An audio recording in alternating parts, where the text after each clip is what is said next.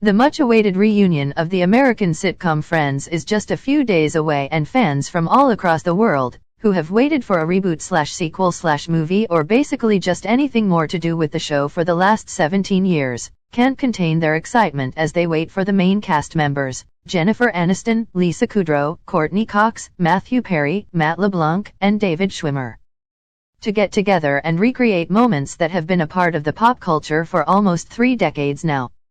And while the cast members give us a trip down memory lane with many tears and laughter, it would be nice if they also acknowledged the problematic bits of the show that have scarred its reputation. There's no doubt that Friends has created a legacy that will outlive its first generation fans. The show's fandom is already past its original viewers, thanks to streaming platforms and multiple networks across the world airing the show on television umpteen times. But no amount of fame or popularity can take away from the fact that Friends' representation of the society it existed in was extremely biased. The problematic nature of many of its episodes has never been addressed, despite the show living through cancel culture.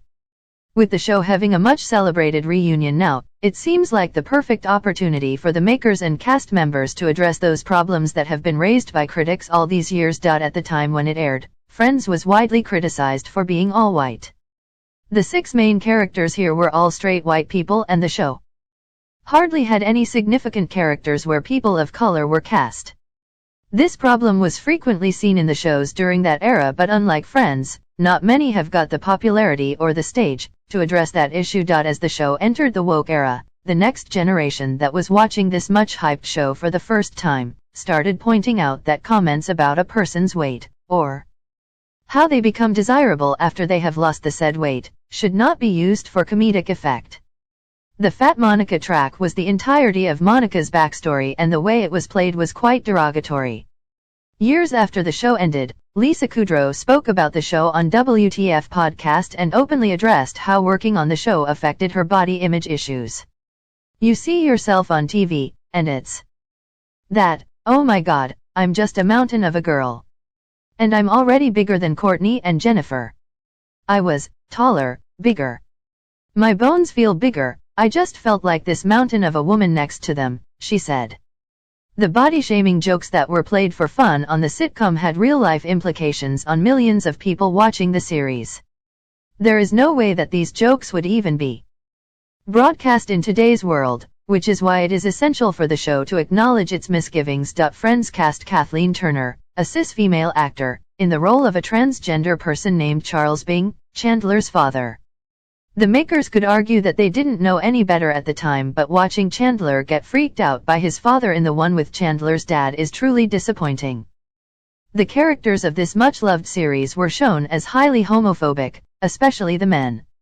Friends was one of the first mainstream shows to broadcast a lesbian wedding and treated Carol and Susan like any other loving couple, but it also made a mockery out of same-sex relationships when it had its male lead characters share their take on them.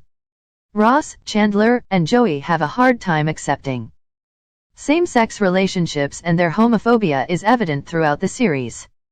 In one of the earlier episodes of the series, the one with the baby on the bus, a passerby just assumes Chandler and Joey are together and have adopted a baby. It's played in a matter-of-fact or rather loving way, but the reaction to the assumption by the 2 male leads is played for hilarity. In 2021, this is something that the show should definitely acknowledge, and maybe even apologize for. The show's understanding of gender also stems out of traditional gender stereotypes, and while a mainstream sitcom of the 90s can't be blamed for not being revolutionary, it can certainly be blamed for making fun of those who choose to step out of society's prescribed gender roles.